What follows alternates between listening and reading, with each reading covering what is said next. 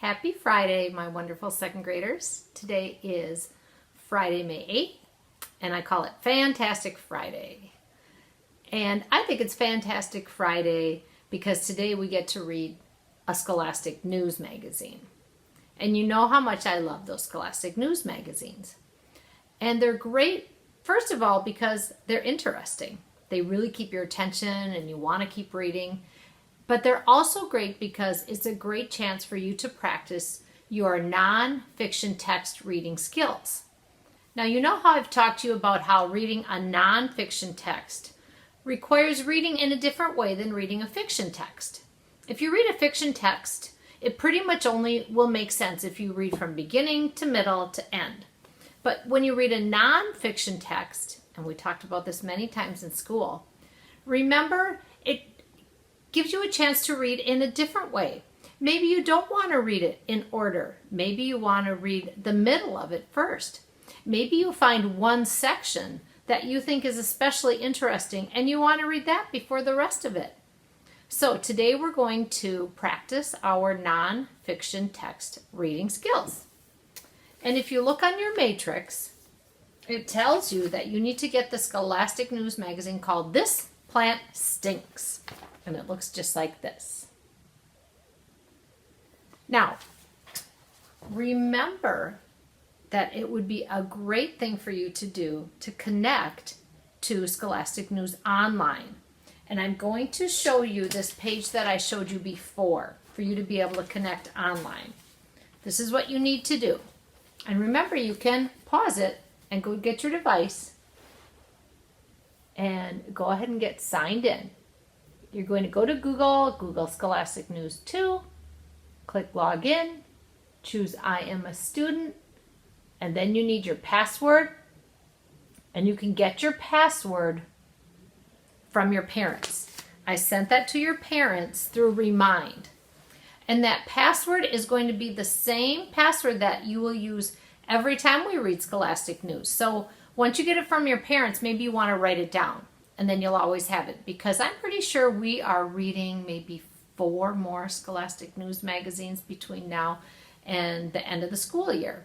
So I want you to be able to access those materials online. So it will look like this. And find the one that says This Plant Stinks. It's underneath April. So click on that. And then there you go. You have all the resources that we would have at school when we read Scholastic News together. So you can click Listen and Read, and it will even read it for you. I hope you will do some of the reading yourself, but if you choose to read it that way, you can do that. And remember how we would always watch a video before we would read the Scholastic News? That would be a great thing to do. There's a dance break if you need a dance break. Here's some vocabulary words. So, I hope you can get connected to Scholastic News today. Let's preview the magazine just a little bit. I already told you that the title is This Plant Stinks. I bet that grabbed your attention. You're going to carefully read the preview of the magazine right there. And when we open it up, do you remember this is called a heading? As you read, here's what you need to think about. Think about what helps each gross plant survive. Before I would read this magazine, I would be sure to look at all the captions and the pictures, and those would grab my attention. This one really grabbed my attention. It says, "Excuse me, this tree shrew is pooping in a pitcher plant."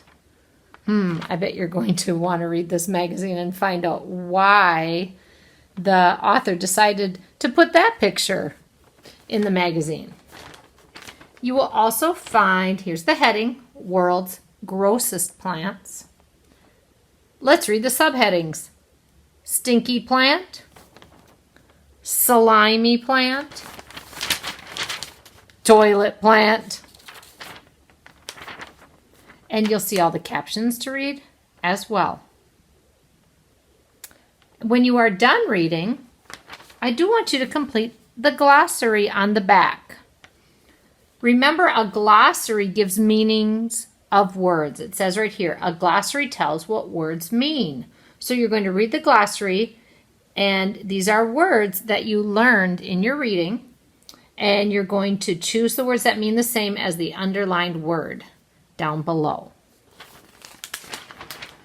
Here's some, speaking of words, some bold-faced words. Remember, these words are in bold because they're saying, hey, you reader, I'm important. Notice me. You should know all about me. Here's one of the bold-faced words: pollen, nutrients, mucus, and nectar. And by the time you are done reading this magazine, you will know all those words, and you'll know all about a stinky plant. Now remember, I asked you to do the back, and then your matrix reminds you that you should also do the activity page. Now, the second grade teachers chose a pretty easy activity page for you.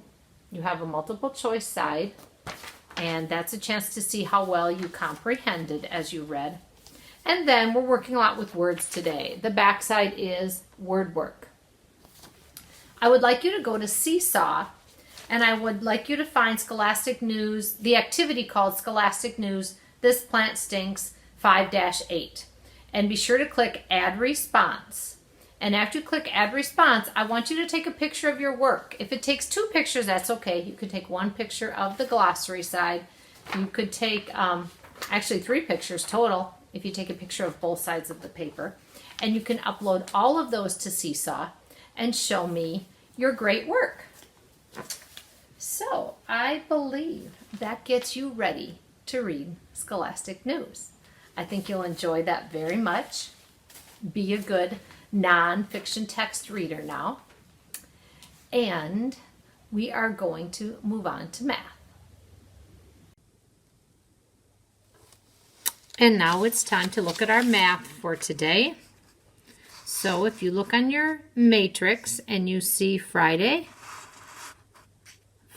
May 8th, 5-8, you are to complete pages 581 to 582 in your math packet. And before I explain that, we are going to check this work, number 7 through 12 from yesterday on page 580. So let's check that first. Please get out your work from yesterday in your math packet, and let's see if your work matches mine. You were to take a tally chart and make a picture graph. So you should have drawn 1 picture to equal 1 vote. So 4 for baseball, because I see 4 tallies. 4 tallies for football means you drew 4 circles, or maybe you actually drew the shape of a football. You could do that too.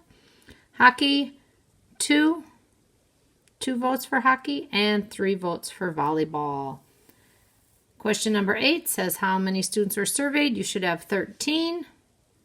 Question number 9, how many students like hockey or football?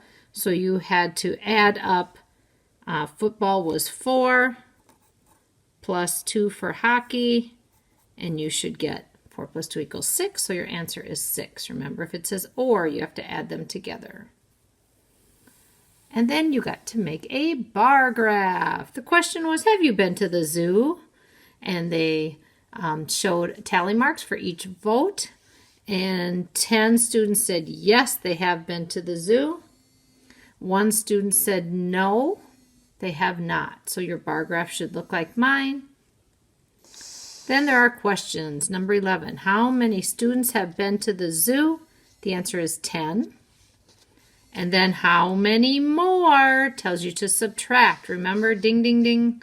How many more students have been to the zoo than have not been to the zoo? So you take the number of how many have minus how many have not, and your answer is 9. 10 minus 1 equals 9. Pretty easy work for you smart students. So now back to your matrix. Complete pages 581, 582 in your math packet. So we're doing some more review. Here's our problem solving question. This looks like it's going to be a line plot. Taylor asked 12 friends to name their favorite number. 5 friends said 4. 6 friends said 1. 1 friend said 2. Use Taylor's data to complete the line plot.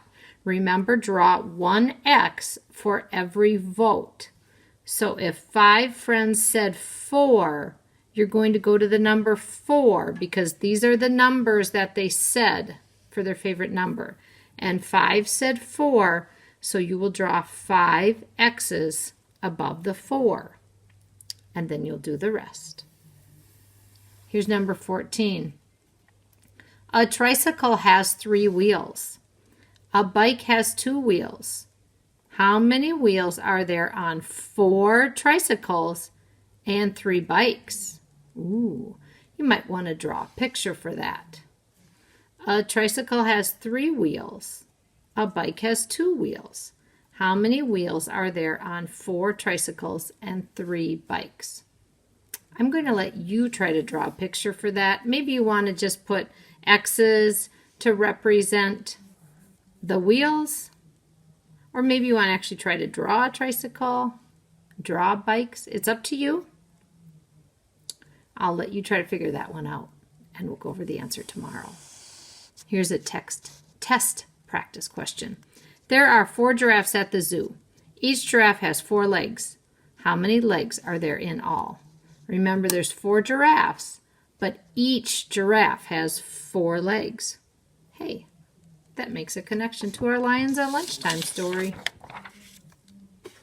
Remember how lions avoid giraffes? Okay, we have a reflect side of our page now. There's just 4 different things to do here. Remember, our essential question that we referred to throughout our whole chapter is, how can I record and analyze data? So you're going to complete this tally chart. You're going to use that tally chart to make a picture graph. Then you're going to use the tally chart to make a bar graph. See, they're all connected. And then you're going to analyze the data. You're going to answer how many people like apples or bananas. And I want to see if you can remember on your own what you need to do when the question says or. We will go over the answers on Monday. So get your work done today. Remember to do your Scholastic News magazine. Put it on Seesaw. Go to the activity that I created. Remember to click on activities, add your response, and have a wonderful weekend. Miss you much. Bye-bye.